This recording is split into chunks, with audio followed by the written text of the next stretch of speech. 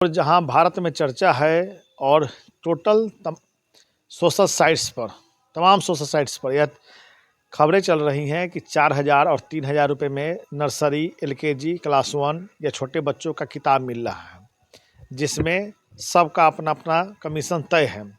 इस बीच सबसे जो बड़ी खबर और महत्वपूर्ण खबर आ रही है वह नेपाल से। दरअसल नेपाल में बालेन शाह जो 35 साल के नेता हैं, वे प्रधानमंत्री बन चुके हैं। प्रधानमंत्री बनते ही उन्होंने वहाँ के पूर्व प्रधानमंत्री और 4 बार से प्रधानमंत्री रह चुके हैं केपी शर्मा ओली को जेल भेज दिया, भ्रष्टाचार के आरोप में। कई आरोप लगे थे। दूसरा जो उन्होंने सबसे महत्वपूर्ण कदम उठाया कि वहाँ के जो निजी विद्यालय थे उसको उन्होंने बंद कर दिया है। नेपाल के प्रधानमंत्री ने निर्णय लिया कि नेपाल में निजी विद्यालय, प्राइवेट स्कूल नहीं चलेंगे, उसको उन्होंने बंद कर दिया। अब बिहार में यह चर्चा हो रही है, देश के अंदर यह चर्चा हो रही है, इंडिया के अंदर यह चर्चा हो रही है, क्या इंडिया में ऐसा संभव है कि हम निजी स्कूलों को बंद किया सकता है?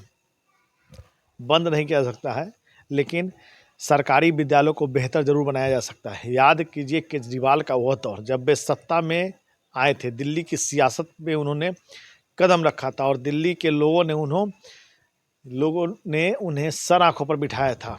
जब सरकारी विद्यालयों का उन्होंने जीर्णोद्धार करना शुरू किया, जब उसका उन्होंने कायाकल्प किया, उनका विकास किया, तो उसकी चर्चा तमाम नेशनल मीडिया में होती थी। अब बात दीगर है कि अब केजरीवाल दिल्ली में नहीं है, आम आदमी पार्टी की सरकार दिल्ली में नहीं है, लेकिन जिस तरह से उन्होंने सरकारी स्कूलों को बेहतर करने की कोशिश की थी, शायद इसी मंशा से अन्य राज्यों के मुख्यमंत्री कोशिश करते, शिक्षा मंत्री कोशिश करते, तो स्थितियाँ बेहतर हो सकती थी। लेकिन यहाँ की जो तस्वीरें आती है उसमें क्या किया जाता है कि मीडिया को बैंड किया जाता है।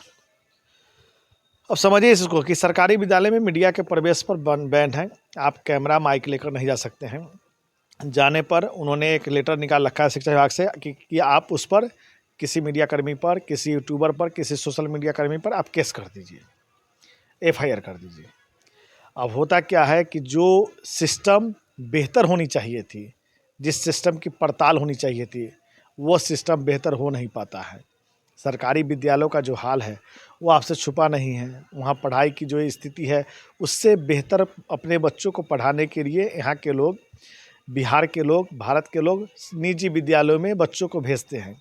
लेकिन हर वर्ष एडमिशन के लिए शुल्क लिया जाना, महंगे किताब, महंगे ड्रेस और तमाम एक चीज़ें हैं जो फालतू के चार्जेस लगाए जाते हैं गार्जियनों पर, इसको लेकर के कहीं ना कहीं यहाँ के अभिभावकों में रोष है जिनके बच्चे विद्यालयों में पढ़ रहे हैं।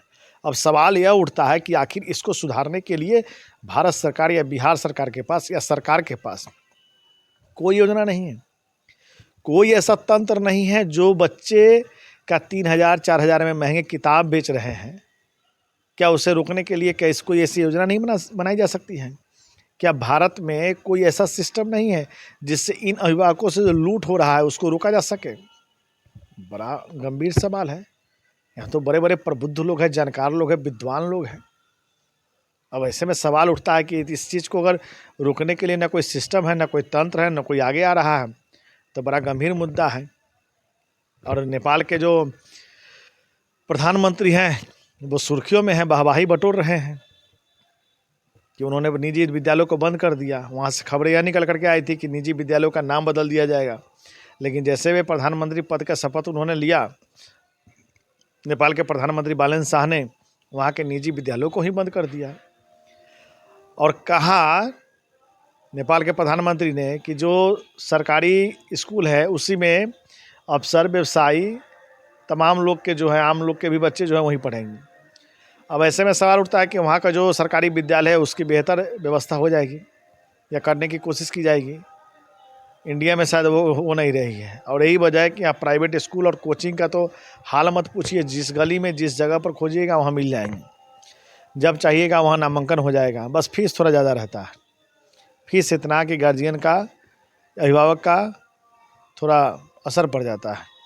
तो सवाल यह उठता है कि जिस देश के अंदर में इतनी योजनाएं हैं, इतने सारे कानून हैं, इतने सारे विभाग हैं और जिसकी जिम्मेदारी शिक्षा विभाग पर है, क्या शिक्षा विभाग ऐसा कुछ भी नहीं कर पा रहा है जिससे इन अभिभावकों से हो रहे लूट पर लगाम लगाया जा सके?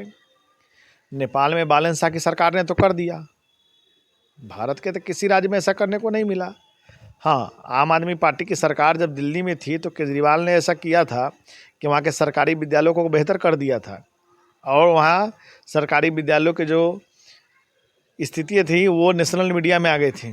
लेकिन भारत में अभी ऐसा संभव नहीं लग रहा है, क्योंकि आप जानते ही हैं, पब्लिक यहाँ सब जानती है।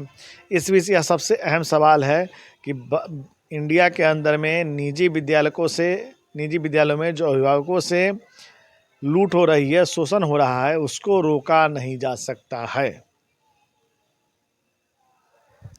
सीधा सवाल हमारा आपसे है।